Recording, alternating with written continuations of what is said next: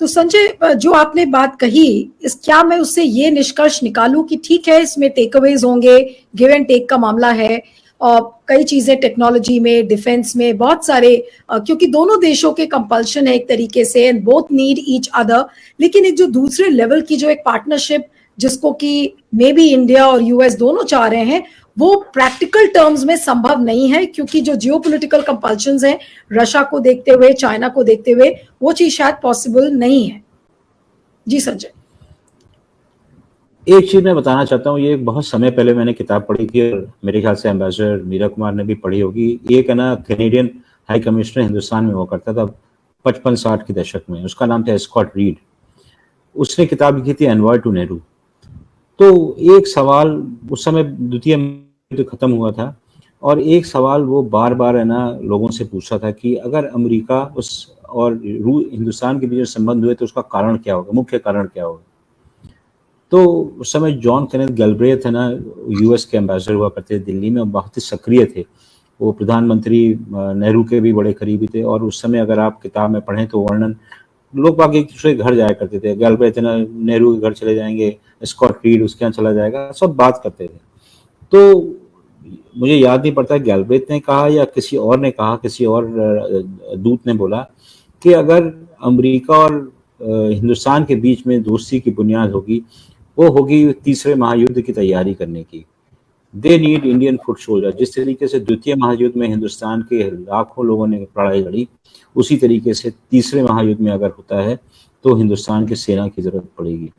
मैं चाहता नहीं कि इस तरीके की बात में कुछ सत्य हो, परंतु इस तरीके की बात के उल्लेख हो सकता है, खास के जब है ना यूक्रेन का युद्ध चल रहा है, अमेरिका पूरी तरीके से रूस के खिलाफ लड़ रहा है। अगर ये भी देखें कि ब्लिंकन और की जो यात्रा हुई चीन में, उसमें जो अनस्टेटेड बात यह है कि उन्होंने उसको कन्विंस करा चाइना को कि वो लीगल आर्म्स नहीं देगा रूस को, उसको आर्म्स सप्लाई नहीं करेगा। तो कोशिश है कि किसी तरीके से रूस को पूरी तरीके से किनारे करा जाए। हिंदुस्तान भी चतुर है, ऐसी बात नहीं कि हम बेवकूफ हैं। हम बार बार अमेरिका को गच्चा भी देते हैं, हर बार दिया है हमने। नेहरू के ज़माने से बार बार उन्होंने कोशिश करी हमको अपनी गिरफ्त में लाने की, पर किसी तरीके से हम लोग ने उनको दिया। काफ़ी समझे हुए हमारे एम्बेसडर्स रहे हैं जिन्होंने उनके सब हथकंडे समझे हैं, परखे हैं, और हिंदुस्तान को, खासकर दिल्ली को आगाह किया है। तो ये सब चीज़ें चल रही हैं, देखिए क्या निकलता है। एम्बेसडर शंकर, आपसे पूछूंगी कि जो टोटल मिलाकर, अगर आप अभी ये 3 दिन का दौरा है, आज दूसरा दिन है, और prime minister Narendra Modi will address the 2 houses, उसके बाद उनका स्टेट डिनर है। जाहिर सी बात है कि बाइडेन भी अपनी जो पॉलिटिकल कंस्टिट्यूएंसी है उसको एड्रेस कर रहे हैं, नरेंद्र मोदी अपनी पॉलिटिकल कंस्टिट्यूएंसी को एड्रेस कर रहे हैं। लेकिन कोई भी जब स्ट्रैटेजिक पार्टनरशिप इस तरीके की होती है, और वो भी जो दुनिया की सबसे बड़ी डेमोक्रेसी है, अगर उसके साथ एक गहन पार्टनरशिप की खोज में 2 देश हैं, तो जाहिर सी बात है कि हमेशा कोई ना कोई गिव एंड टेक हो सकता है, and one of the countries do have to compromise on certain things. ये जो कॉम्प्रोमाइज है, इसकी पॉसिबिलिटी क्या हो सकती है ambassador Shankar? Because you been in US, I really want to understand from you, जो बैक रूम मैन्यूवरिंग्स होती हैं, बैक चैनल टॉक्स भी बहुत सारी होती हैं, जो चीजें हम कैमरे के सामने दिखाते हैं वो सिर्फ उतनी नहीं होती हैं, कैमरे के पीछे भी बहुत सारी चीजें हो सकती हैं।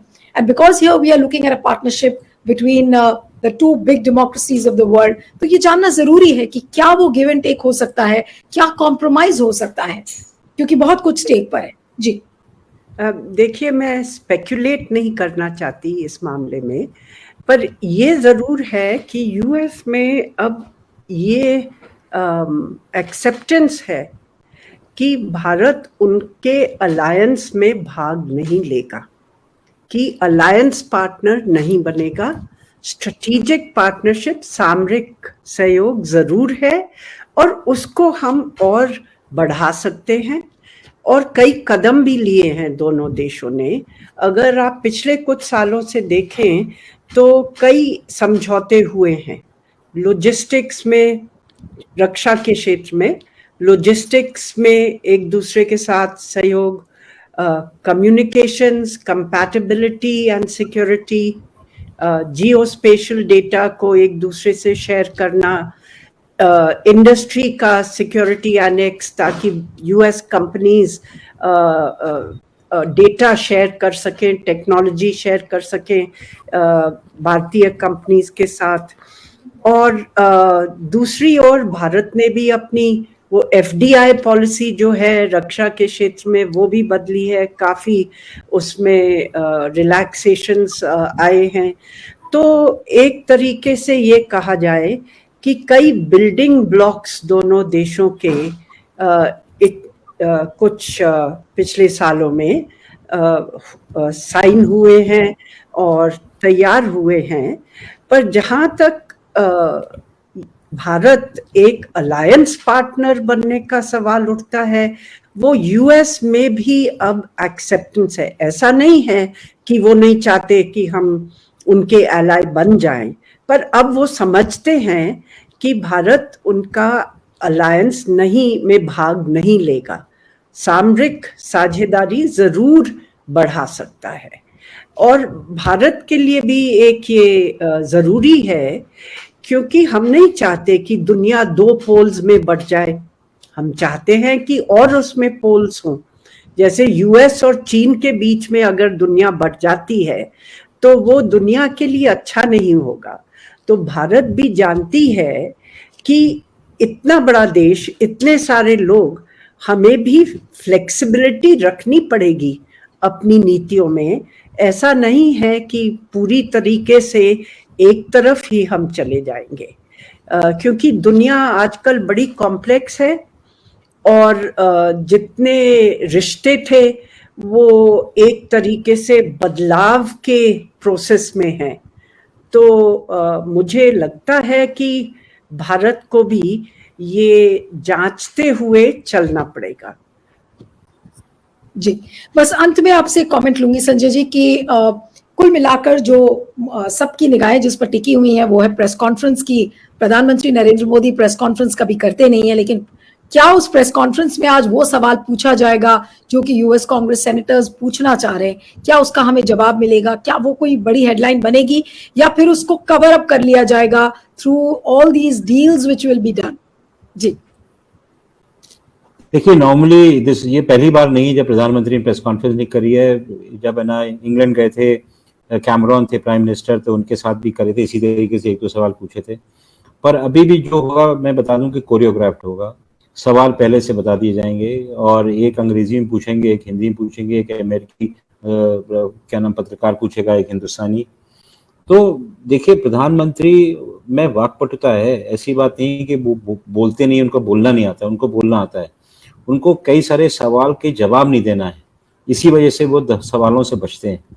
तो अगर कुछ गारंटी दे दी जाए कि वो सवाल नहीं पूछे जाएंगे जिससे कि उनको बेचैनी होगी, तो ये जवाब देंगे, ऐसी बात है कि जवाब नहीं देंगे। और दूसरी बात ये, व्हाइट हाउस की जो प्रेस कॉन्फ्रेंसेस होती है ज्यादातर वो देखा गया है वो कंट्रोल्ड होती हैं, तो क्या आज वाली भी आपको लगता है कि ये पूरी तरह से कंट्रोल्ड होगी? दे विल इंश्योर कि ह्यूमन राइट्स पे कोई सवाल उनसे ना पूछे जाए मोदी जी से?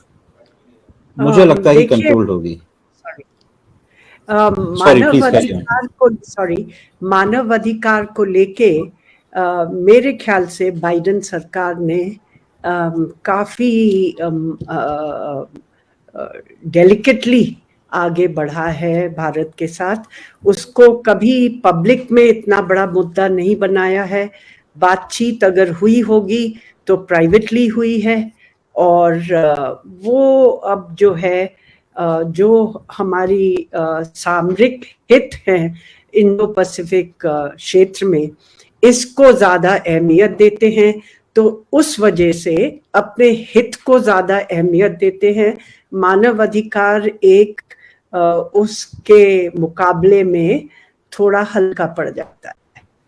ओके, चलिए, तो देखना होगा कि आज रात को स्टेट डिनर है, प्रधानमंत्री नरेंद्र मोदी क्या कुछ कहते हैं और क्या सवाल आज पूछे जाएंगे, उस पर सबकी निगाहें टिकी होंगी। Thank you so much ambassador Meera Shankar, Sanjay Kapoor, it was wonderful to have you on the programme. इस वीडियो को ज्यादा से ज्यादा शेयर करिएगा, फीडबैक दीजिएगा और बने रहिएगा मेरे साथ क्यूब वाइफ नेटवर्क पर। Thank you.